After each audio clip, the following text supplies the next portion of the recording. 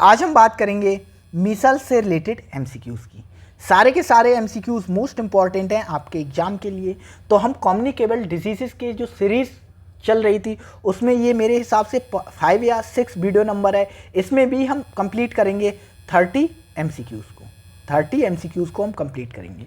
तो अभी तक जिन लोगों ने हमारे चैनल को सब्सक्राइब नहीं किया है तो वो लोग हमारे चैनल को सब्सक्राइब कर सकते हैं इसी तरीके के कंटेंट को पाने के लिए। तो स्टार्ट करते हैं। आज का हमारा पहला क्वेश्चन है, what is the causative organism of Meselson. तो मीसल्स को करने वाला जो कारक होता है वो क्या होता है? एंटेरोवायरस, मिक्सोवायरस। एंटेरोवायरस, ये एंटेरोवायरस 2 बार हो गया है। हर्पीज वायरस तो किससे होता है? मीसल्स होता है मिक्सोवायरस से। मिक्सोवायरस से होने वाली डिसीज है। Which of the following is a primary mode of transmission of Meselson. तो खसरे का प्राथमिक प्रसारण मार्ग निम्नलिखित में से कौन सा है? मतलब एक पर्सन से दूसरे पर्सन में या किस चीज के थ्रू ये फैलता है? किस चीज के थ्रू ये फैलता है? तो जो मीसल्स होता है वो फैलता है रेस्पिरेटरी ड्रॉपलेट से। रेस्पिरेटरी ड्रॉपलेट से। ड्रॉपलेट्स मतलब छींकने और खांसने से फैलता है। तो एयरबॉर्न ड्रॉपलेट मतलब खांसने और छींकने से फैलता है। At what is the first dose of measles vaccine typically given.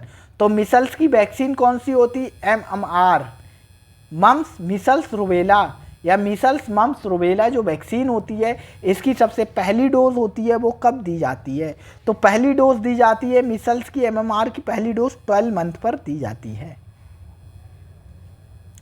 Which of the following is a common symptoms of measles. तो मिसल्स होता है खसरा होता है।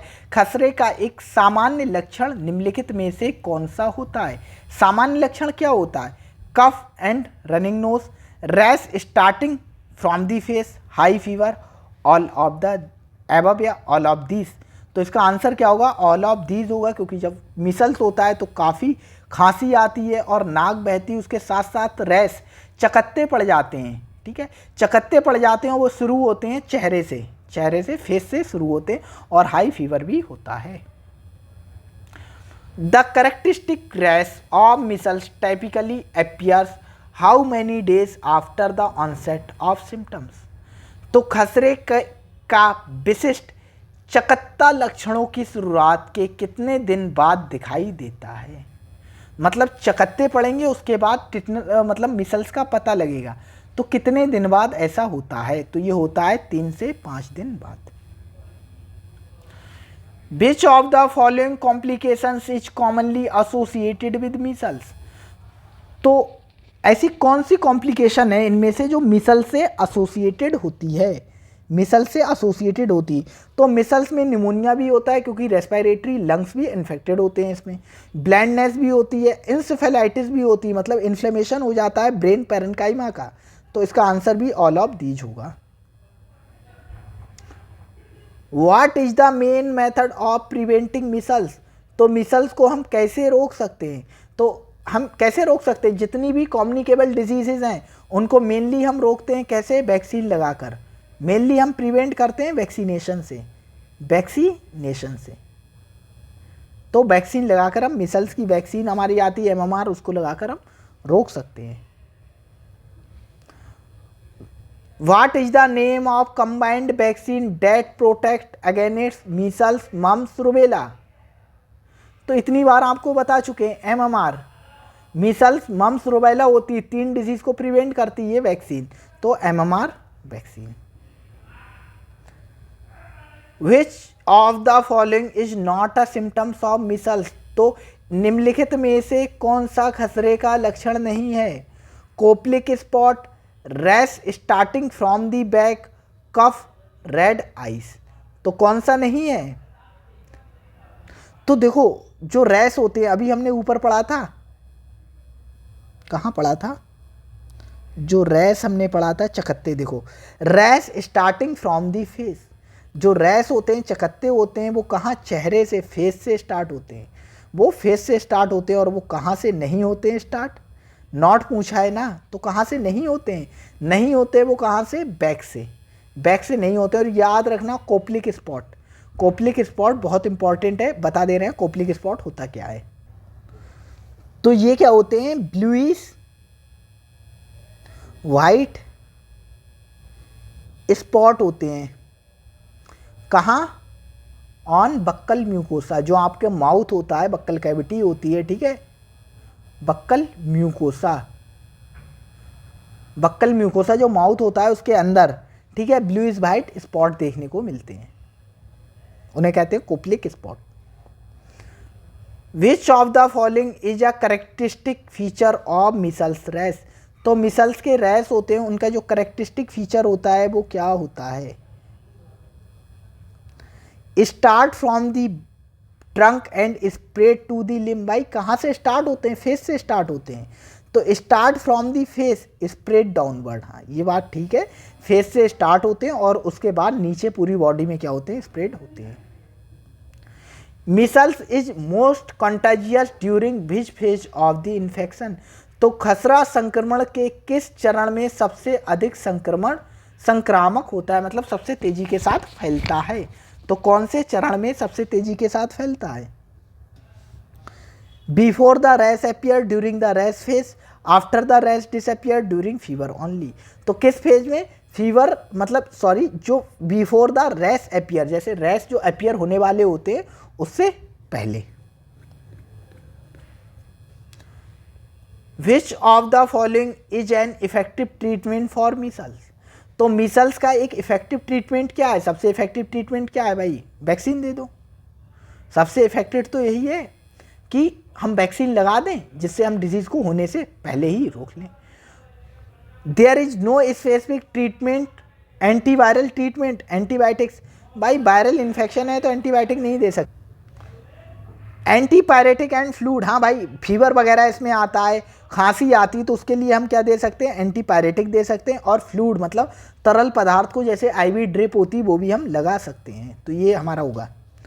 ऑप्शन ये भी ठीक हो सकता है क्योंकि कोई स्पेसिफिक एंटीवायरल ट्रीटमेंट नहीं है, ये भी हो सकता है क्योंकि कोई स्पेसिफिक एंटीवायरल ट्रीटमेंट नहीं होता है किसका, हमारा मीसल्स के लिए, ये सपोर्टिव ट्रीटमेंट है, ऐसे बोलते हैं क्या, सपोर्टिव ट्रीटमेंट। तो हमारे दोनों ऑप्शन ठीक हो सकते हैं, लेकिन आंसर हमारा सी दिया है, पहला भी ऑप्शन ठीक हो सकता है। इंक्यूबेशन पीरियड कितना होता है मीसल्स का, तो इंक्यूबेशन पीरियड होता है अप्रॉक्स 2 वीक का होता है, तो 2 वीक किस में आ रहे हैं, 12 दिन, 10 से 14, ये बढ़िया ऑप्शन है, 10 से 14 दिन का इंक्यूबेशन इनका पीरियड, मतलब 2 वीक का अप्रॉक्स होता है। Which of the following group of pupil is most at risk for severe measles complication, तो निम्नलिखित में से कौन से लोग खसरे की गंभीर जटिलताओं के लिए सबसे अधिक जोखिम में होते हैं, सबसे कॉमनली किसे होता है, इसकी कॉम्प्लिकेशंस किस में देखने को मिलती हैं, childrens under 5 year of age, हाँ भाई देखने को मिलती हैं, एल्डरली इंडिविजुअल में भी होती हैं और प्रेग्नेंट वुमेन्स में भी होती हैं, तो क्या होगा, ऑल ऑफ दीज, इसका आंसर ठीक होगा, ऑल ऑफ दीज ही दिया है। What is the primary purpose of Meselson vaccination campaign, तो खसरे के टीकाकरण अभियान का मुख्य उद्देश्य क्या था, मुख्य उद्देश्य क्या था, एलिमिनेट करना, हम क्या कर दें, एलिमिनेट कर दें, प्रोवाइड ट्रीटमेंट फॉर मीसल्स नहीं भाई, ट्रीटमेंट नहीं देते वैक्सीनेशन में, to eliminate measles worldwide, पूरी दुनिया से हम क्या करें, मीसल्स को एलिमिनेट कर दें। देखो एलिमिनेट वर्ड का मतलब अलग होता है, रेडिकेट वर्ड का मतलब अलग होता है, हम किसी और वीडियो में आपको जब हेल्थ वगैरह पढ़ाते होंगे तब हम आपको बताएंगे एलिमिनेट का मतलब क्या होता है, रेडिकेट का मतलब क्या होता है, एपिडेमिक का मतलब क्या होता है, एंडेमिक का मतलब क्या होता है, ये सब जो पैंडेमिक का मतलब क्या होता है, ये सब स्पोरेडिक का मतलब क्या होता है, सब की बात करेंगे हम, लेकिन अभी वो टाइम नहीं है, ठीक है, तो आंसर बी हमारा ठीक होगा।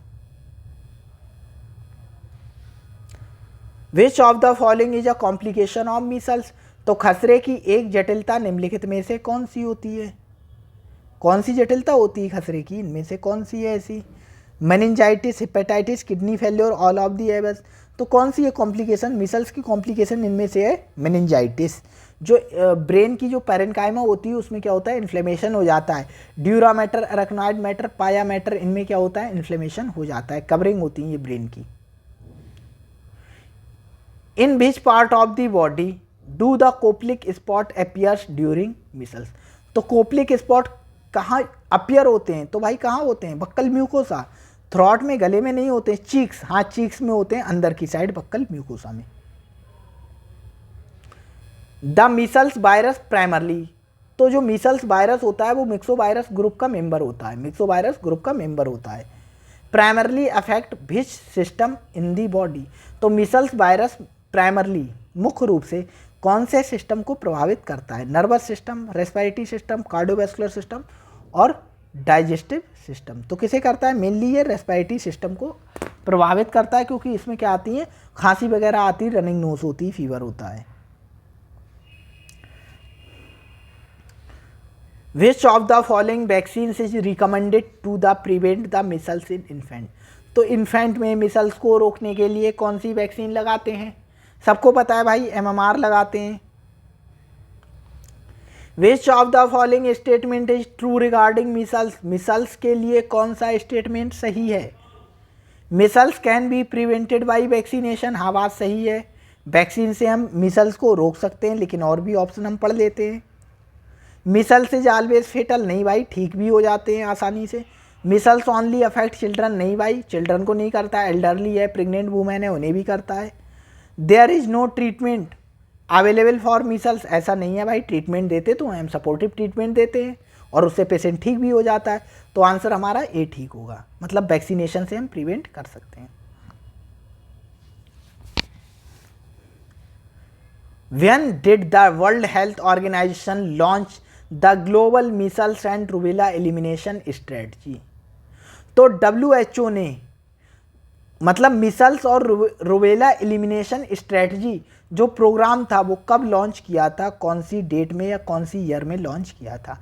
तो इन्होंने ये प्रोग्राम लॉन्च किया था 2000, सन 2000 में इन्होंने ये लॉन्च किया था। What is the primary objective of global measles and rubella elimination strategy? तो जो global micelles and rubella elimination strategy जो प्लान था, उसका प्राइमरी रोल क्या था, उसका मेन उद्देश्य क्या था कि इस प्रोग्राम को हम क्यों चला रहे हैं?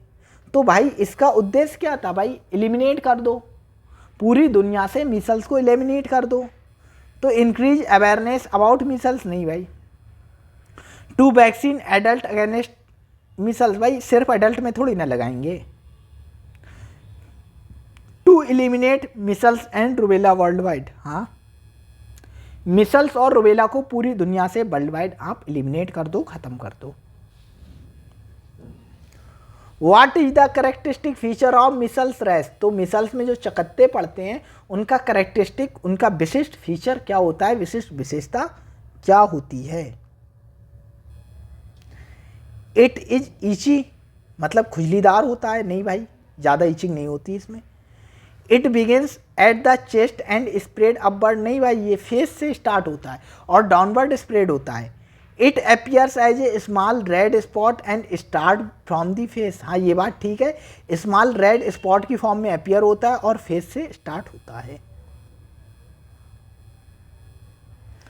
विच of the following statement about measles vaccine is true, तो मीसल्स की वैक्सीन के लिए कौन सा स्टेटमेंट सही है, कौन सा स्टेटमेंट सही है?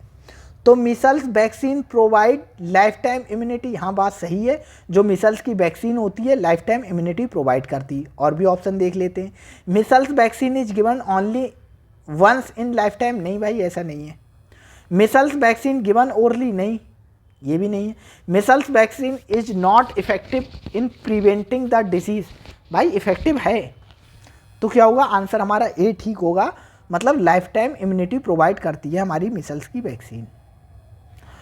How long does it take the measles rash to appears after onset of fever, तो बुखार की शुरुआत के बाद खसरे का चकत्ता कितने दिनों बाद दिखाई देता है? तो फीवर आएगा उसके कितने दिन बाद खसरे का चकत्ता दिखेगा? तो वो दिखता है 3 से 5 दिन के बाद। Which of the following is a rare but serious complication of measles, तो इनमें से कौन सी एक रेयर है, ठीक है, बहुत कम होती है लेकिन सीवियर कॉम्प्लिकेशन होती है मिसल्स की। तो वो क्या होता है? Brain damage, encephalitis, brain damage या encephalitis. How is measles diagnose, तो मिसल्स को कैसे डायग्नोज किया जाता है, कैसे पता लगाया जाता है कि इस पर्सन को मिसल्स है। ब्लड टेस्ट से, क्लिनिकल एग्जामिनेशन एंड हिस्ट्री से, एक्सरे से, यूरिन टेस्ट से। तो कैसे पता लगाते हैं? क्लिनिकल एग्जामिनेशन करके और पेशेंट की हिस्ट्री लेकर। What is the most effective way to prevent measles? तो मिसल्स को प्रिवेंट करने का सबसे इफेक्टिव रास्ता या इफेक्टिव वे कौन सा है? तो सबसे इफेक्टिव वे वही है, वैक्सीनेशन कर दो, आप ज़्यादा से ज़्यादा वैक्सीनेशन करो। तो मिसल्स का वैक्सीनेशन करना।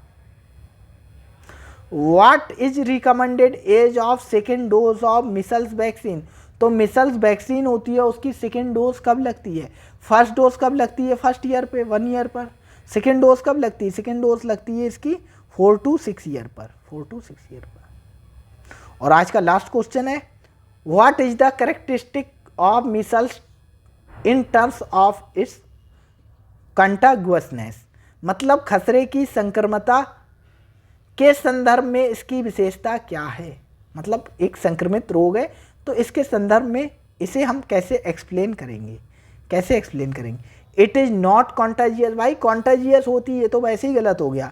It is most contagious during incubation period. नहीं भाई, इंक्यूबेशन पीरियड में सबसे ज़्यादा कॉन्टाजियस नहीं होती है। It is highly contagious before the rash appear. हाँ, जब रैश अपीयर होते हैं उसके बाद में ये सबसे ज़्यादा क्या होती, संक्रमित होती है। तो आज की वीडियो में इतना ही था। वीडियो अच्छी लगी हो तो वीडियो को लाइक कीजिएगा, चैनल को सब्सक्राइब कीजिएगा इसी तरीके की इन्फॉर्मेशन को पाने के लिए। Thank you.